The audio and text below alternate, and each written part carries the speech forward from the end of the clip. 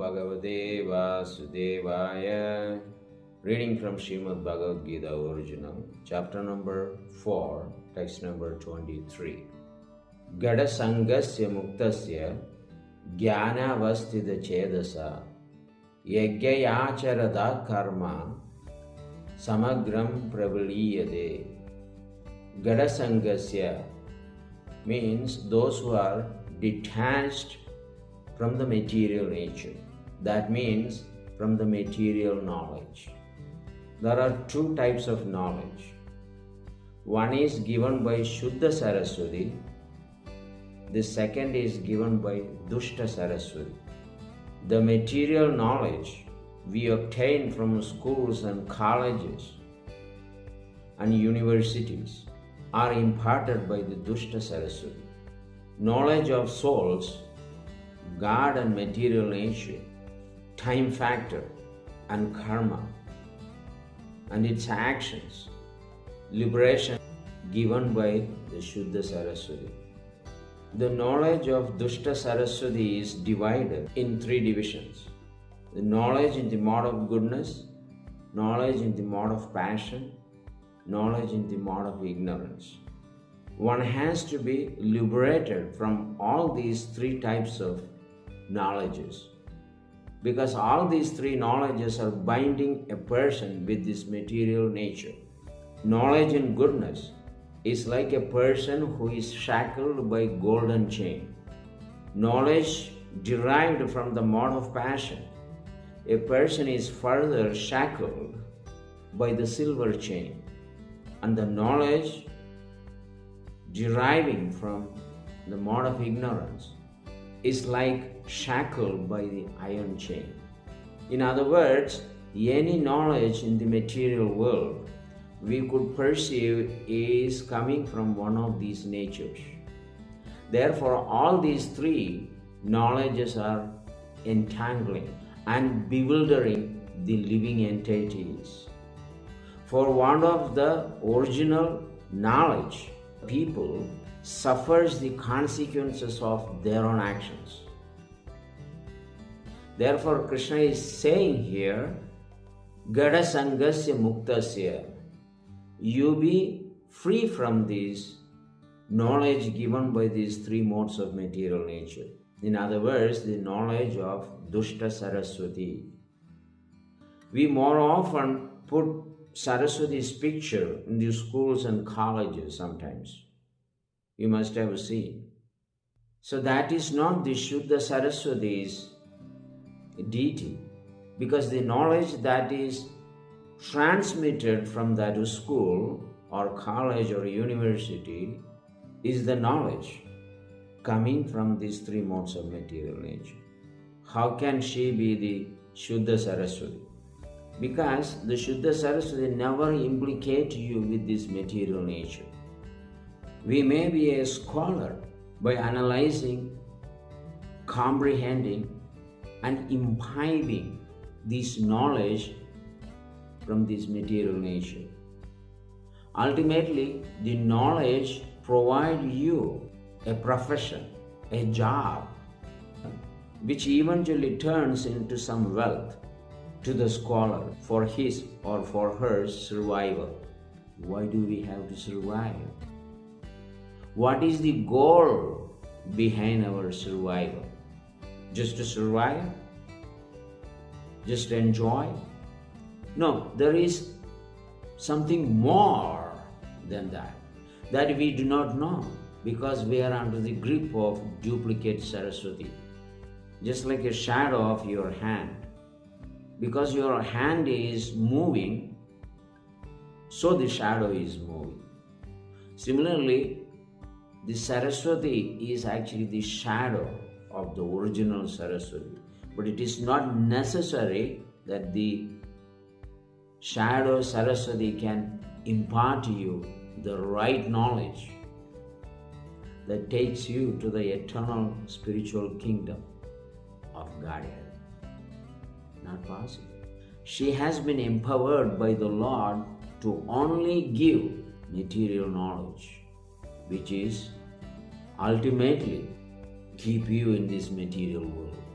the conditioned souls who are in the material world have no cognizance of real knowledge.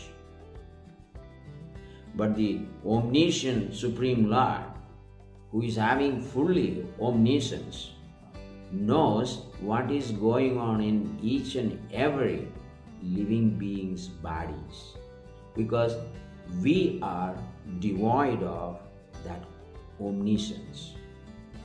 Why? Because we are under the influence of his external energy. Mother Durga, Dushta Saraswati, Alakshmi, all these goddesses are empowered to misguide the living entities and make them rot in the material world. Therefore, we are said to be completely under the influence of Maya, because our consciousness is covered by the Maya Devis. But the Supreme Controller, the personality of Godhead, Lord Sri Krishna, is not under Maya. Rather, he is the controller of the Maya. All these three Devis. Therefore, his omniscience never reduces at any time, because he is the Supreme Controller and he is the generating principles, the entire cosmic manifestation with all its living entities, whether they are human beings, demigods, Rakshasas, or Indra, Chandra, Varuna, Brahma, Shiva. No matter who they are, they all work under the supreme direction of the Supreme Personality of Godhead, who is not touched by the illusory energy of the Lord, Maya. Ekale Ishware Krishne Are Sababritya Yare Eche Nachayase Taishe Karya Nritya. The Absolute Lord is one single Lord. He is Krishna, who is the Supreme Controller. Ekale Ishware Krishna Are Sababritya. Everyone else, even Lord Balaram himself says that I am the servant of Lord Krishna. And who is there above Lord Balaram? And that Balaram, Absolute Lord, who is the source of three Vishnus, Mahavishnu, Garbhodavishaya Vishnu, and Kshirodavishaya Vishnu. And they are all super souls in three different dimensions. Mahavishnu is the super soul of the collective universes. Garbhodavishaya Vishnu is the super soul for single universe. And Kshirodavishaya Vishnu is the super soul for all living entities. And they are all coming from Lord Balaram. And that Supreme Personality of Godhead is saying that I am the servant of Krishna. So, Narayana, Vishnu, Krishna, Rama, they are the controller of the illusory energy, Maya. But they are not controlled by Maya. Therefore, the Supreme Lord is not devoid of any knowledge. Since he is not under Maya, he knows each and every individual's present life's activities and also past millions and millions of lifetimes. We have taken different bodies. All those actions that we have committed, by which we got rewards, also the punishments. All those are known to Lord Krishna, the Super Soul. I can give you a story. There was a devotee 500 years ago, when Sri Chaitanya Mahaprabhu was not yet descended in this world. That devotee's name was Gangadas Pandit. Mughals were ruling, the Pathans, the Mughals. They were going around the Hindu people and disturbing their religious activities. They pass urine in temples, they pass stools in temples, they throw trashes in temples. These were their activities. Bengal was flooded with brahmanas and devotees. These Pathans found one of the devotees there, Gangadas Pandit. This Gangadas Pandits become a teacher of Lord Sri Chaitanya Mahaprabhu in learning Sanskrit, Vyakaran and so many other things after Lord Chaitanya descended.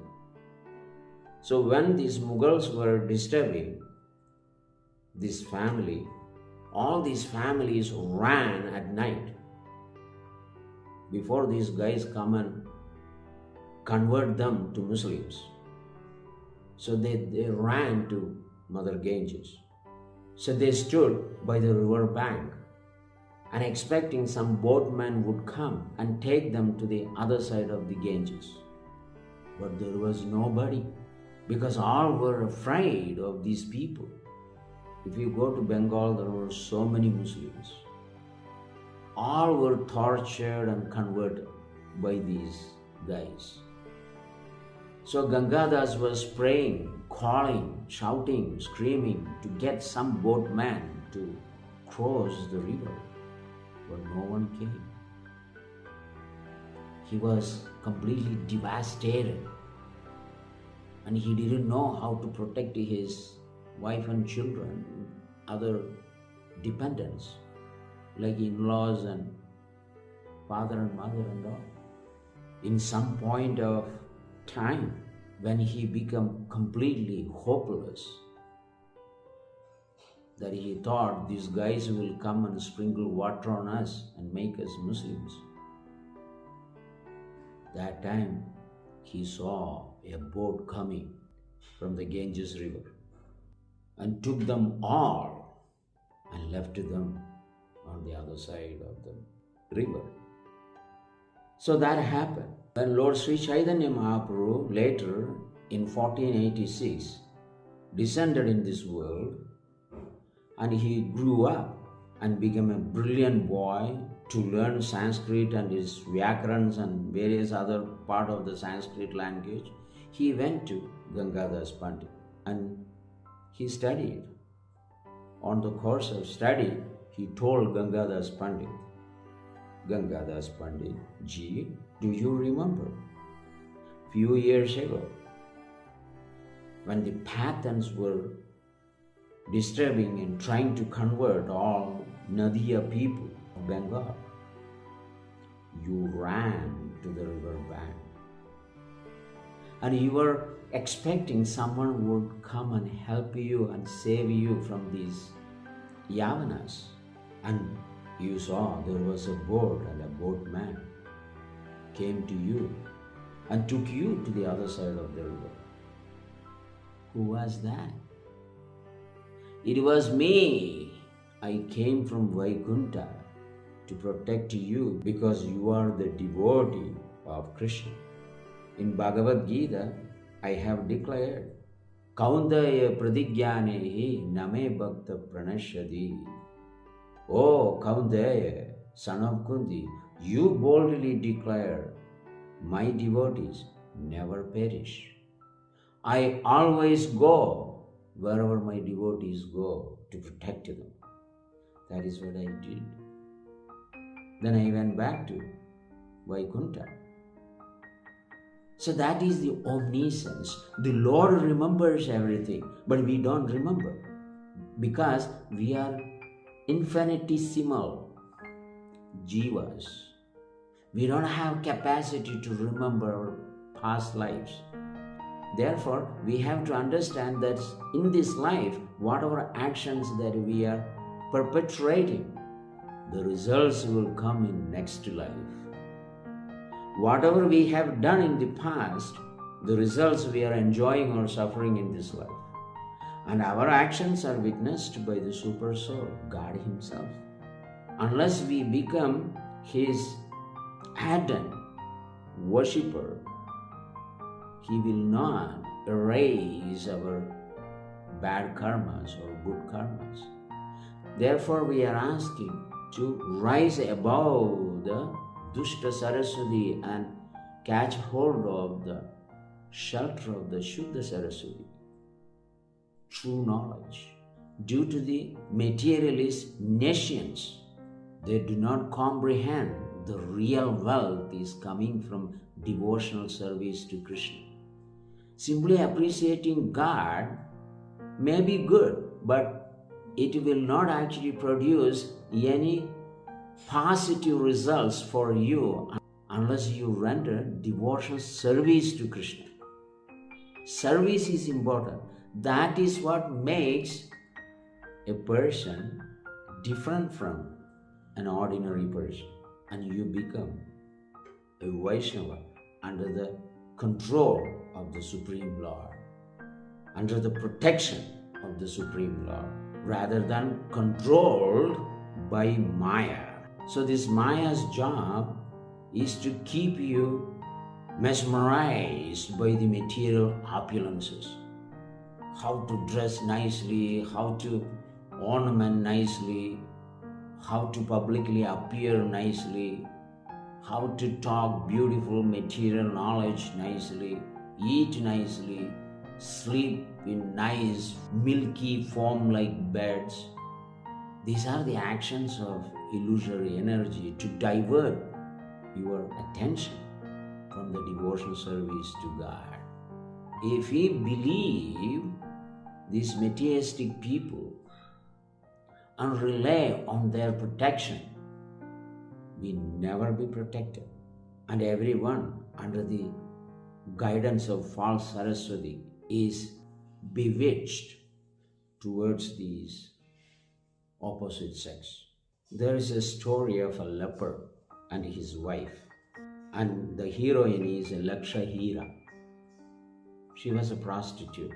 This Kushtarogi leper was nicely taken care by his wife because he had so many wounds.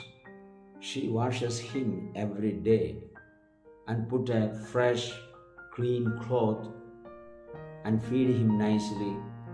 And for him, she goes and begs from door to door, people to people. But she found her husband was unhappy. So she told him, "Despite my service to you all these days and years, why I see your disappointed face? What is the reason? Are you not happy with my services?" On the other side, this Lakshahira, who was pleasing all men, but she used to take a big amount of diamonds. There are about 100 diamonds are her fee per night. And she was exquisitely beautiful. And this fellow saw her, got attracted to her. Awesome. So when his wife asked why he was unhappy, he told her, "I want to be with her one day." The wife told him, "She is very expensive. You are not happy with me? 100 diamonds. Where we will go? Beggars. No, then only I will be happy," he said. So she went around to collect these diamonds. It took several weeks for her to collect these 100 diamonds and went and gave to that Lakshahira lady, "Please satisfy my husband. He was unhappy for want of your association. Please take care of him." So she brought that fellow to Lakshahira's house and she took the diamonds. There was always a complimentary dinner. So she prepared the dinner and she made soup. One soup was put it in golden pot. The same soup also put it in an iron metal pot, and she served him both the bowl of soup. First she moved the soup that was in the golden pot, so he drank it. Then she took that golden pot, gave him the soup that was in the iron ball. So he drank that soup also from the iron ball. So Lakshahira asked him, how did you like the soups in two different balls? He said, it's all same taste. This is just a golden ball and it is just a metal ball. But taste is the same. So Lakshahira lady asked him, so why did you come here? You have your wife and I am there. The taste is the same. Old wine in a new bottle. So he understood. Please forgive me. So he went back. So what is the point here? Jnana vastida chedasa. So the jnana of Dusta Saraswati is not helping you to reach the goal. Yagya acharada karma. Beginning is Krishna, middle is Krishna, end is Krishna. How we will suffer when we have done all three dimensions, only Krishna's services. Yagya acharada karma. Yat karoshi yadasnasi yejuhoshi tadasiyat. Yat tabasyasya kaundaya tat kurushamadarpanam. Everything should be done as an offering to me. No more pious or impious activities. You transcend yourself to the spiritual nature, and Krishna will transfer you to the kingdom of God. Don't try to become permanent in this world. All your endeavor will be futile at the arrival of Yamaraj, the death personified. Samagram pravaliyade. You amalgamate yourself, your activities, your desires entirely in Krishna consciousness. You will be protected. We don't want to take cats and dogs, pigs and asses life anymore. We are not independent. The moment we die, our independence is gone. To continue, Hare Krishna.